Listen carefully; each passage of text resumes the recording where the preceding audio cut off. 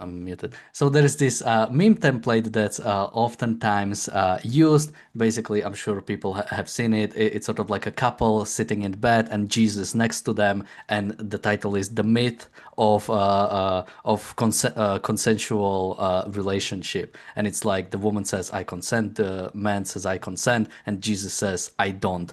And the other caption is, "Did you forgot to ask somebody?" And in today's news, we have something similar when it comes to sort of current relationship between Lebanon and Israel. The fact is that it seems like both sides are sort of willing to uh, go to some sort of a peace, but Hezbollah is the Jesus figure saying, "Well, I don't consent to this."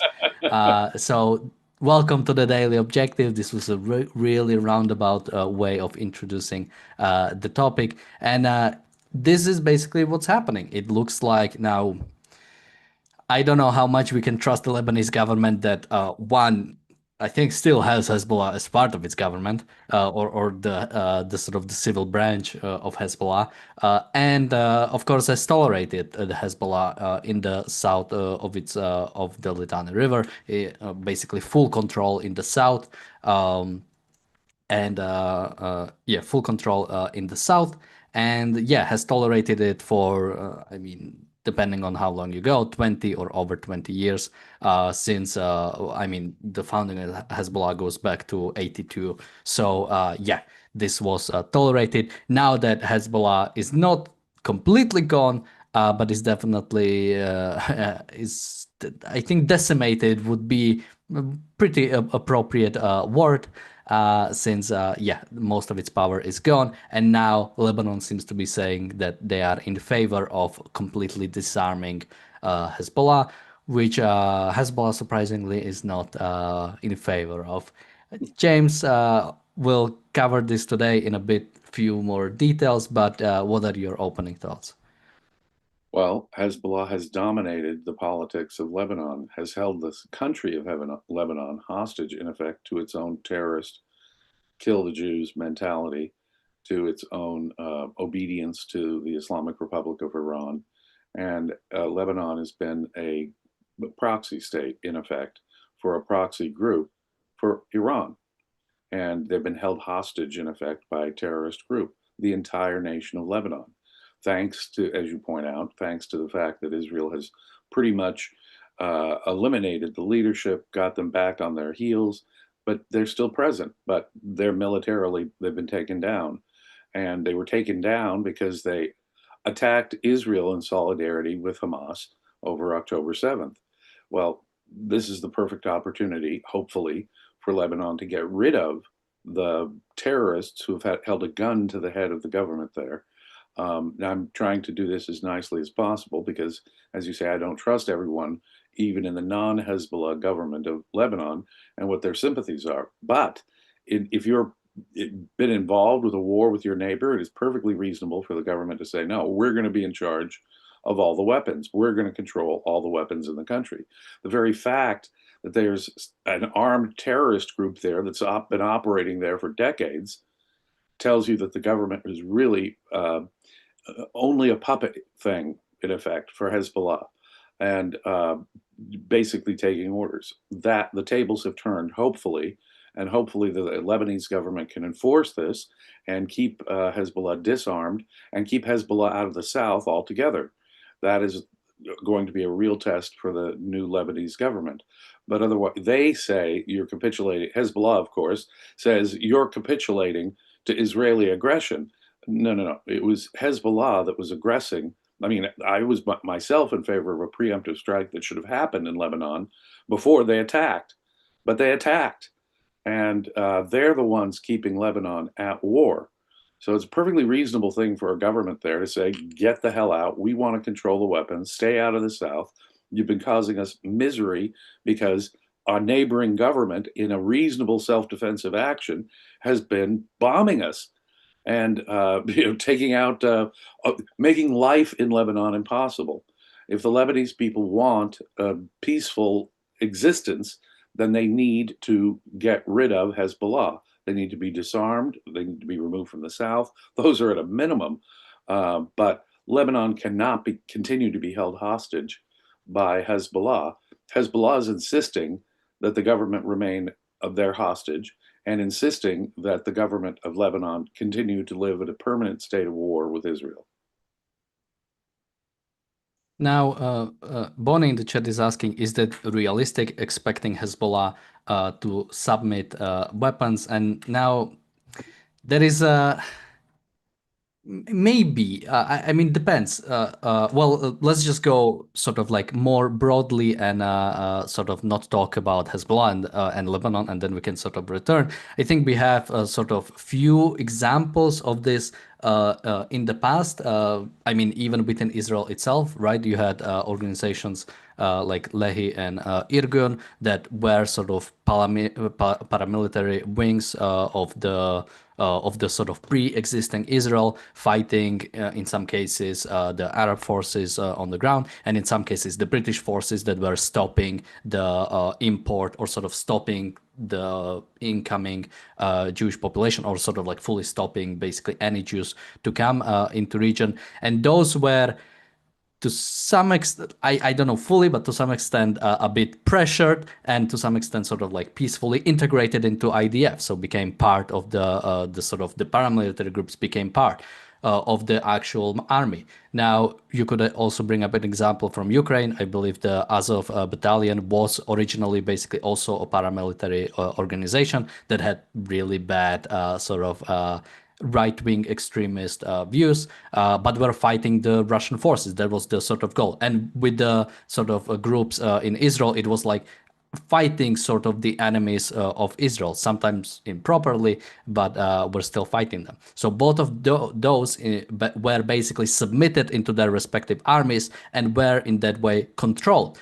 Now, the goal of those organizations and of that state stayed the same, right? The Azov battalion continued fighting the Russian forces because the war is still continuing, and Irgun and Lehi continued even within the IDF, basically still defend the Israeli state and fight the enemies of Israel. Now, for Hezbollah to integrate into Lebanese army, that would have to mean they would either have to give up their ideology. So the only reason why Hezbollah exists is to fight the Israeli state. That's their official, I'm not sure if specifically even official motto, but that's their official sort of reason to exist. That's why, I mean, they are getting funding from Iran. That's how I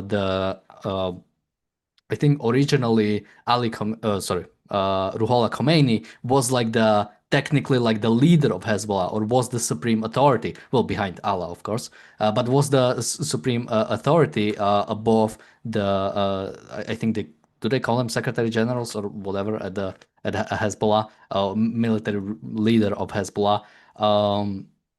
So yeah, that would basically mean either Hezbollah would have to give up its ideology, which of course they want, or Lebanon would have to continue fighting Israel, or sort of big. Technically, Lebanon is. Technically, Lebanon, I guess, is not fighting Israel, but Hezbollah, which is in its territory, is. So, no, I don't think Hezbollah forces can be integrated into military of Lebanon. They can only be fully submitted, fully disarmed, and basically, yeah, maybe the sort of the lowest soldiers could become part of the Lebanese army, but I'm very skeptical about sort of anything peaceful to happen, because again, ideologies are completely opposite. If and again, this assumes that Lebanon wants friendly relations with Israel coming forward, which again, maybe they do, but I'm very skeptical, especially with the fact that for so long they've basically tolerated Hezbollah, who, again, terrorist organization controlling part of your land, and you're not doing anything about it. You James, point any out, thoughts? yeah, you point out something that is common in human history. There's a vanguard group in a revolution that may be further out in its demands than, say, the main group resisting or trying to overthrow. And they often present a problem for peace going forward because their demands aren't met, say.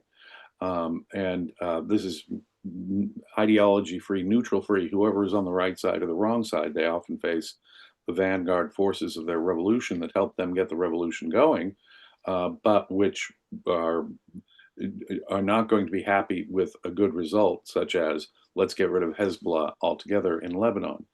But we can't divorce it from the values, can we?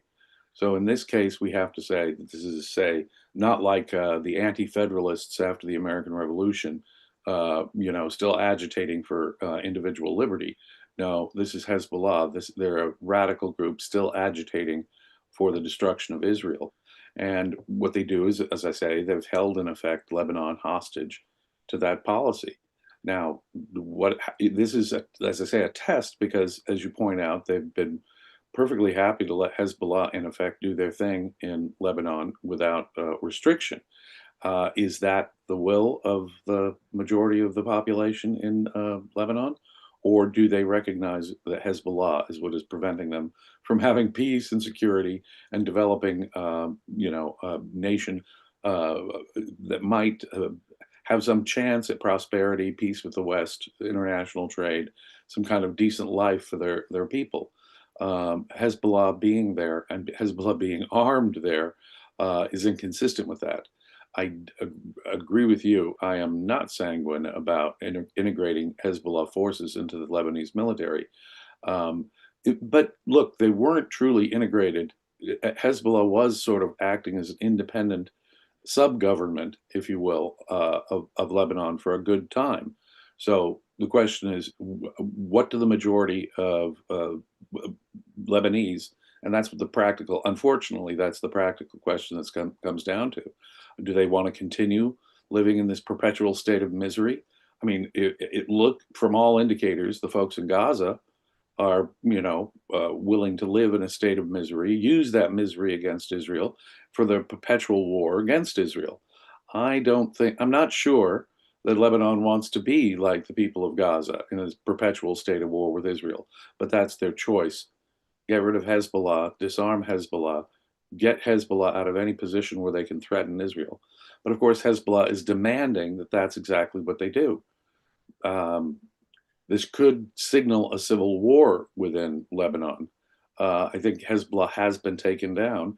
And I think if the majority of Lebanese want Hezbollah gone, this may be their golden opportunity to get rid of them. And you can thank Israel for that. Yeah, now when it comes to sort of the popularity of Hezbollah, the fact is, I mean, well, it's important to say that the way Lebanese elections work is too complicated to really say. But in the last election, they did get the most vote, and I think they got the second most seats, because basically some seats are reserved for like every religious group has certain seats, and it's not the national election; it's sort of like constituency election. So you have a basically like different constituents. It's all over the place. And thank Really you. Yeah. balkanized and tribal, and it's tribal representation, and that it actually interferes with understanding where the people are really at. What Lebanon should be aiming for, obviously, is what we do in the liberal West. That is to say, it's not a function of what party you belong to before we even walk in the door. It's the people, individual people of Lebanon, who will decide these things. Now, I'm not a fan of unlimited democracy. As you know, it's got to be a state that recognizes individual rights for democracy to have any kind of legitimacy. But democracy can give you a peaceful means of changing things and create political stability. You cannot carve your nation up into this ethnic group, that ethnic group, this ethnic group, and hope for anything but the kind of balkanized, multiple, state with many faces that Lebanon is. They've got to rethink their constitutional approach altogether. I think Hezbollah's presence makes that very difficult and has made that very difficult. So let's hope that this is an opportunity for the Lebanese people, insofar as they oppose what Hezbollah is doing, to disarm Hezbollah and get rid of them from the south at the very least. We have a super chat from Bonnie. Thank you so much. And Yoav in the chat says they are afraid that Israel will bomb Lebanon. They object to Hezbollah out of fear and not goodwill. I mean, that is, I think, pretty much obvious. The fact is that, yeah, Israel did strike even in Beirut, specifically the Hezbollah neighborhoods. I mean, the Hezbollah headquarters was in Beirut, and Israel should absolutely do so. I mean, what is Israel supposed to do when the government is not doing anything about the terrorist organization that is in your country? Again, this is. When you have to fight an insurgency group or when you have to fight a terrorist organization that is hiding or is being either is being actively hidden or the government is unwilling to do something about it, then you simply have to go in. This is again, it cannot be used as an excuse that you are harboring terrorists. That okay, now now we cannot do anything because you decided to. You either are inactive or you are actively helping them. So again, that's why for example, Turkey should be absolutely kicked out of NATO since they are actively harboring Hamas or training some Hamas soldiers. Qatar is actively like allowing the Hamas leaders to stay there. Still, the current, basically the current five-member council that is sort of like the executive arm of Hamas or is the political bureau of Hamas currently. I trying to remember how many, but I think three or four are like currently now in Qatar. So yeah, this is something that is happening, and Israel should take care of. So if Lebanon wants to continue harboring them or continue not doing something about them, Israel should do whatever is necessary. Absolutely, absolutely. But there's enough facts on the ground for a fair-minded person to know that the problem in Lebanon is Hezbollah. It is true the Lebanese fear the security risk if they don't have something there to resist Israel. But Israel is not your enemy.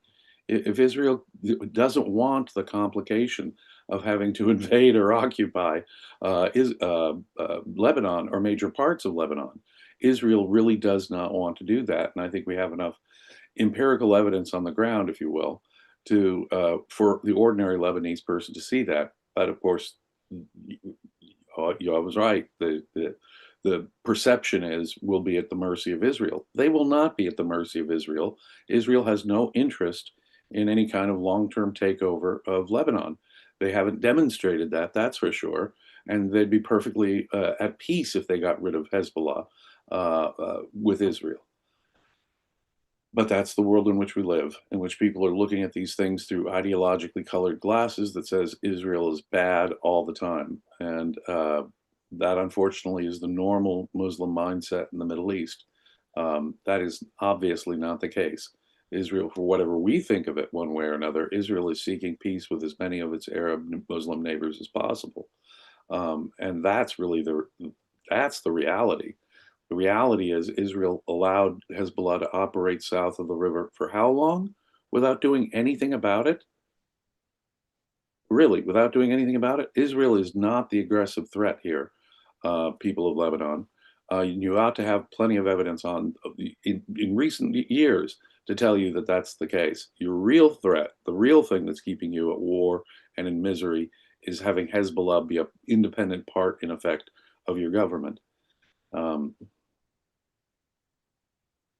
Yeah, absolutely. And sorry, I think we've pretty much covered what we wanted to do today. Again, sort of just a reminder of, Lebanon still exists and sort of. I can bring up one line. So on the reality show, we're gonna be covering John Mersheimer, and we won't have time to bring up everything he said. He was on Tucker Carlson for 2 hours, so I'll bring up one of the things here that I don't think we'll have time there. But he said that Middle East right now is a much more dangerous place than it was on October 6th. And I think that can really be only said by what I would call blame choose first foreign policy that John Mersheimer seems to really enjoy. Because again, just compare October 6th, right? So Iran is continuing developing nuclear weapons, is actively in cahoots with Russia and helping Russia to some extent, or will in the future actively supply Russia with drones. You have the Houthis that will soon attack international shipping, but have always had the capability to do so, and as we've seen, would do so. Same with Iran. You had Hezbollah that is, and Houthis are actively calling for death to America in their motto. You still have the existence of Hamas. You still have Qatar. You still have Hezbollah is fully functioning as this like really dangerous organization that has killed Americans in the past, and I'm not sure would hesitate from killing Americans again. And now most of those groups are pretty much suppressed, only thanks to Israel and to some extent thanks to America. In what world is this a more dangerous place than it was before October 7th? If you think an aggressive Iran makes the world safer, makes the region safer, then of course it's a more dangerous place. Israel has done, of course, the very opposite. It has pushed back on Iranian aggression throughout the region. It has toppled the Syrian government. It has changed the military strength of Hezbollah, although they still exist. Certainly the capacity of Hamas, although they still exist. The capacity of Iran to wage war. And insofar as Israel has done that, it of course has made the region a far safer place. Um, and frankly, what would really help also, I mean, we can go through each of those areas and issues and groups one at a time, but let me just suggest that getting rid of Hezbollah in Lebanon, and by the way, occupy Gaza now, and do not hesitate, that would really make the area much safer. So he's living on a distant planet if he thinks that Israel being more secure and Iran's aggression being pushed back makes the region safer. I guess if you just gave Iran everything it wanted and laid down for Iran, he'd think that that would be the safest of all options. Oh, and we may as well help them get an atomic bomb while we're at it. And that would really make the region safer, right? If Iran had a nuclear bomb, I'm of course speaking sarcastically here. The guy's got it exactly backwards, upside down, inside out. A weakened Iran, pushing back on Iranian aggression, the taking down of Hezbollah and Hamas to the extent Israel has done it, has made the region much safer. Exactly backwards.